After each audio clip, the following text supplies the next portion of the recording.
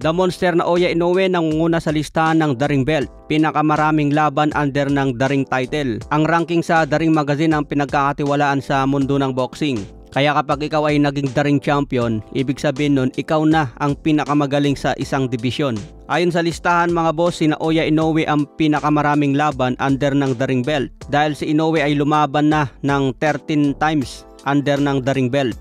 Si Terence Crawford lumaban na rin ng 7 times. Kaparehas lang niya si Alexandre Usyk 7 times at si Jay Opetaia ng cruiserweight. Si Teofimo Lopez naman lumaban na rin ng The Ring Belt ng 5 beses. 3 naman kay Jesse Bam Rodriguez, 3 kay Oscar Collazo at 1 beses pa lang kay Dimitri Bivol. Ito pa lang yung panalo ni Bivol kontra Arthur Beterbiev.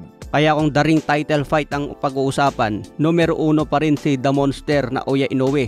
Ang tanong ngayon ng mga fans, meron daw bang laban si Cuadro Alas under ng The Ring Belt? Si Casimero mga boss ay hindi pa siya lumalaban na may hawak na The Ring Belt at hindi pa siya nakakuha ng The Ring sa buong karera ng boxing. Makukuha mo kasi ang The Ring Belt kapag nakalaban mo ang pinakamagaling sa isang dibisyon. Kung bakante naman ang The Ring Belt, dapat maglaban ang number 1 at number 2 na pinakamagaling sa isang dibisyon. Kaya si Cuadro Alas hindi pa po nakahawak ng The Ring Belt. Pero sa mga Pilipino boxer mga boss, isa pa rin si Cuadro Alas na may pinakamalaking potensyal na magpapahirap o kaya tatalo kay The Monster Inoue. Meron kasing knockout power si Cuadro Alas mga boss, kaya hindi maalis yung posibleng makatalo pa rin ng isang champion. Pero pagdating sa puntusan mga boss, lamang talaga si The Monster Inoue. Pero sa ngayon wala na pong pag-asa na makalaban pa ni Casimero itong si The Monster Inoue. Dahil ang laban ni Casimero ngayon super featherweight na mga boss. Samantala si Inoue nandyan pa lang sa super bantamweight division. Sa iba pang balita, sinabi na rin ni pambansang kamao Manny Pacquiao kung sino yung mga Filipino fighters na may potensyal na maging champion.